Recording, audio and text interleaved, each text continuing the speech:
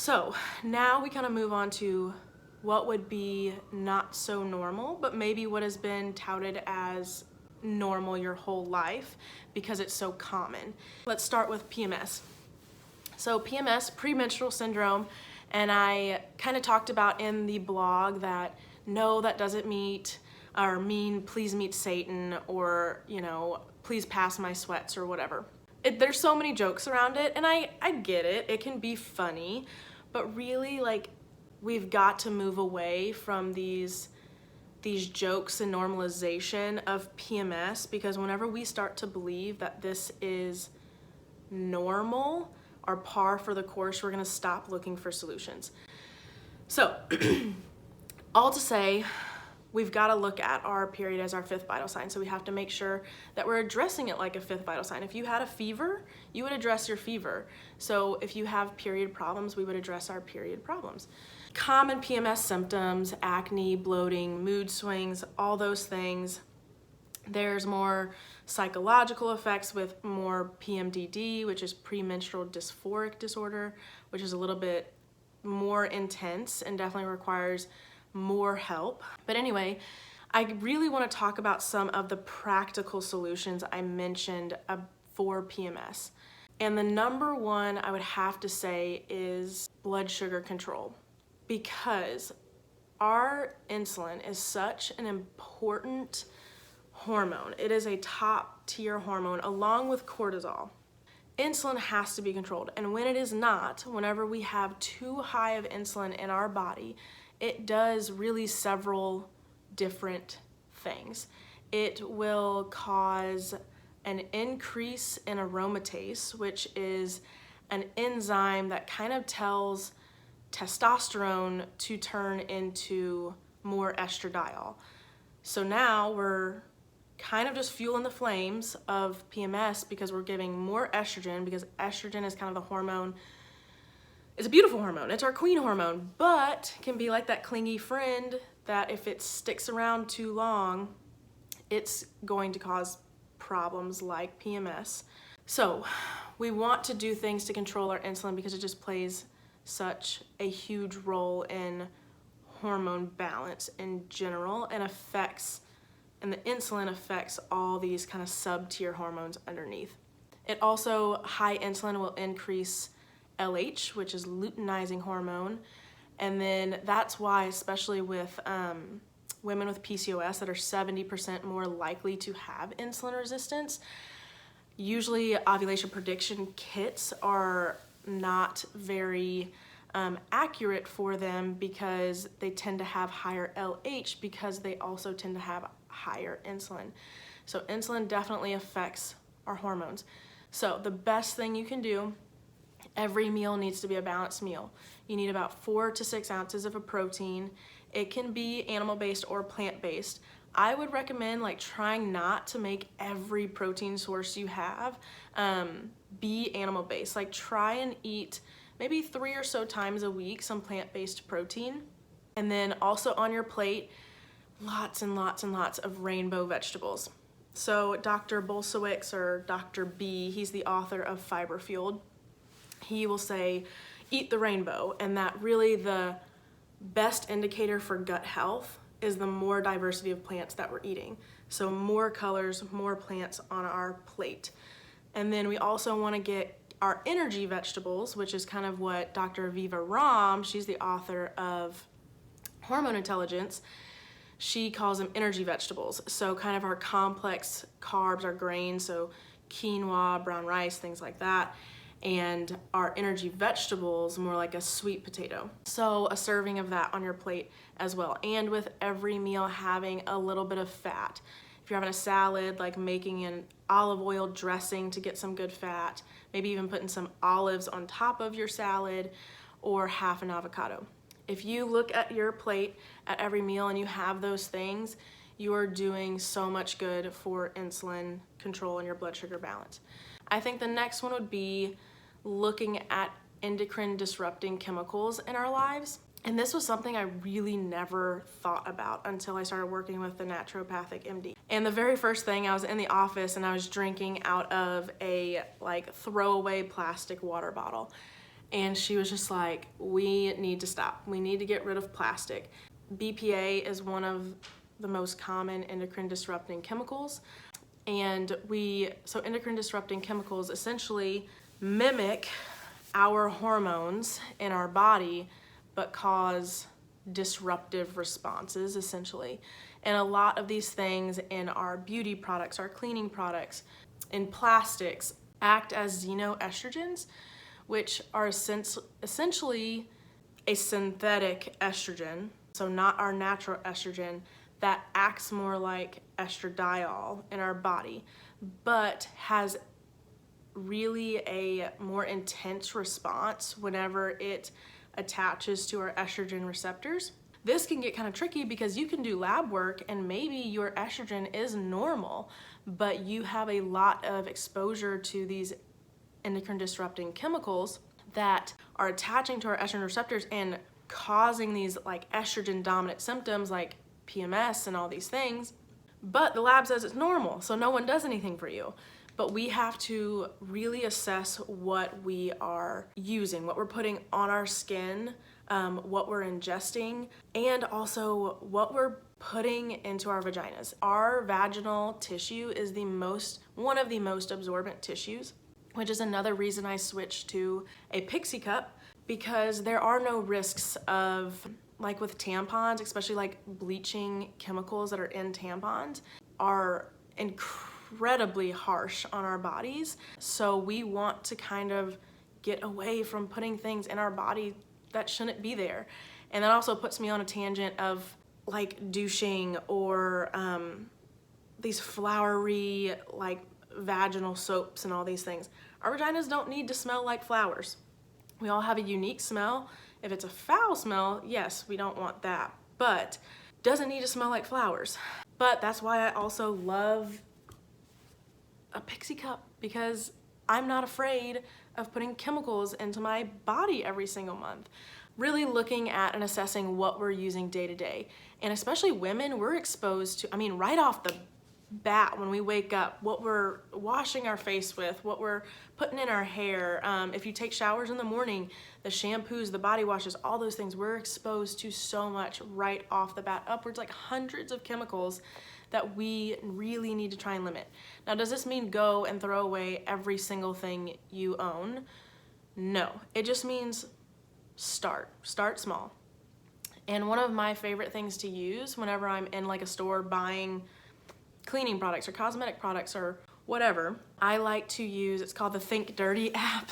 And you essentially scan the product and it spits out a grade. Essentially, I think 1 through 8 or 0 through 8.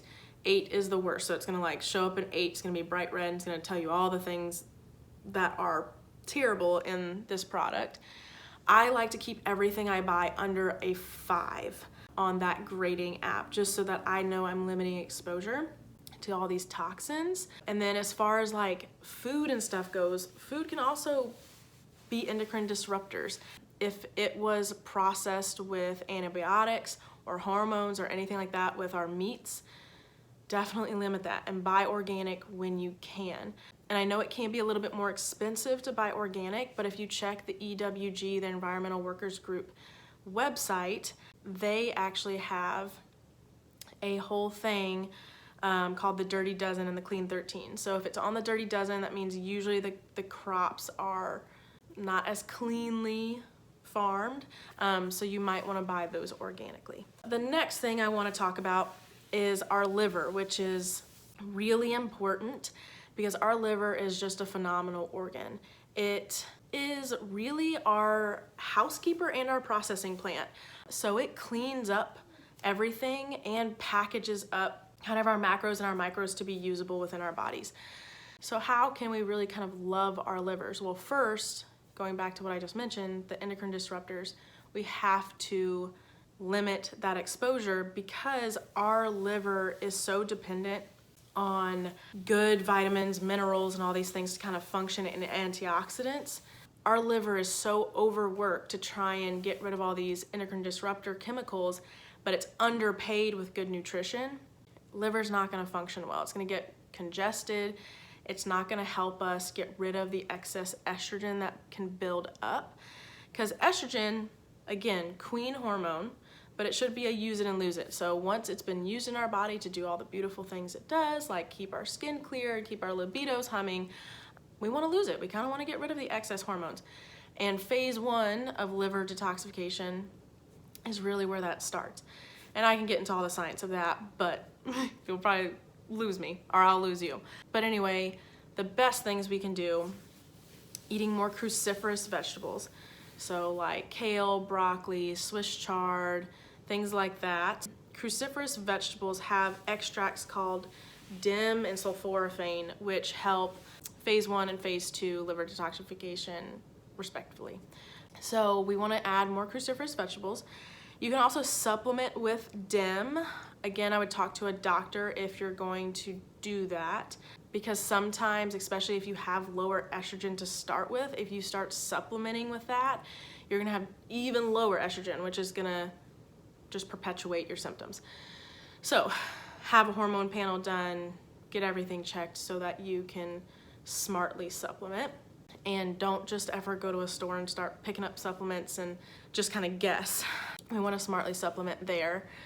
And then also eating more like bitter foods. So like arugula would be great to add into like your salads, or dandelion root tea, things like that. Bitter foods. And then also glutathione is an amazing antioxidant for liver health. Glutathione kind of gets synthesized in our body through like sulfur and selenium rich foods. The best selenium source I can think of is Brazil nuts. I eat about 3 Brazil nuts a day because you can overdose a little bit on selenium. I think the recommended is like 50 micrograms or something, but you might have to check me on that one. Eating more selenium and sulfur rich foods, like adding in some like garlic and onion to all your cooking, all those fun things. And anyway, so moving on to the next thing, gut health. Our gut is so incredibly important for hormone balance. And I just think a lot of people don't even realize it. I didn't. I remember when I was at my naturopathic MD, Dr. Ruse, one of the very first questions she asked was like, how are your bowels? How are your bowel movements? And I was just like, why is she asking me about my bowels? I am here for my newly diagnosed PCOS. I'm here for loss of periods. Why in the heck is this woman asking me about my bowel movements? Come to find out, gut health is extremely important, and we have kind of this group of microbes, specific microbes in our gut that make up what's called the estrobolome. If you kind of take those words apart, estro, estrogen, bolome, microbiome, it's essentially this very specific, amazing group of microbes in our gut that secrete beta-glucuronidase, which kind of keeps our estrogen levels just right. They can really kind of help you package up estrogen to be eliminated, and they can also reactivate some estrogen too. So that's why it's really important to have our gut health tip top to keep that in balance as well. That's why we have to kind of talk about liver before we talk about the gut, because if our liver is not functioning well and it's not packaging up that excess estrogen correctly, then it's not going to go to our gut to be eliminated properly. So good things we can do for gut health. First is like manage stress. Cortisol has a really kind of adverse effect on our gut and kind of our flora and just the balance of the bacteria and everything like that. But also eating more fermented foods, trying to eat like 2 tablespoons a day of fermented foods. Kefir, sauerkraut, kimchi, pickled veggies. Those are some great things. Eating more fiber. Fiber is crazy important, and I've mentioned his book already, but Dr. Bolshewick's book, Fiber Fueled, is amazing to learn more about gut health and the importance of fiber, especially even just the importance of prebiotics, probiotics, and postbiotics. That, you know, we could supplement with a probiotic, but if we are not getting our prebiotics from our food, high fiber foods, to really feed this good bacteria, then it doesn't really matter if we're adding probiotics, because they're just going to die off if we're not feeding them correctly. So anyway, we have to have the good prebiotics to feed the probiotics. Those good probiotics make the postbiotics. The biggest thing is short chain fatty acids. Those are the most important postbiotics and have a myriad of beneficial effects. The next thing we can talk about is supplementation. So I kind of mentioned already, smartly supplementing. So getting a hormone panel done if you are experiencing problems. A kind of basic hormone panel would include looking at estradiol, FSH, LH, all your male androgens, so testosterone, DH, EAS, androsterone. I can never say that one right. Looking at your male androgens, getting a full thyroid panel done, so not just looking at TSH, which is thyroid stimulating hormone. Even at looking at cortisol, so stress levels, prolactin, especially prolactin if you are missing your period, because high prolactin can stop your period. And then you'd also want to look at like progesterone, but you're gonna want to look at progesterone 6 to 8 days past your predicted ovulation, if that makes sense. I think it's important to look at estradiol on cycle day 3. So cycle day 3 is day 3 of full flow bleeding. And then also again, maybe at the same time you check progesterone 6 to 8 days past ovulation, just to see if your estrogen is even too high in your luteal phase, which is the second phase of your cycle. I think I covered everything.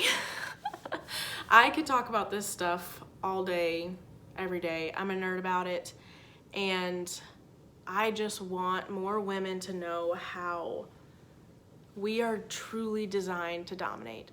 We are not broken. We are not a design flaw. And especially when it comes to PMS, it's upwards 85% of women experience PMS, which to me begs the question, how can we have so many women that are experiencing these things and we just accept it as normal?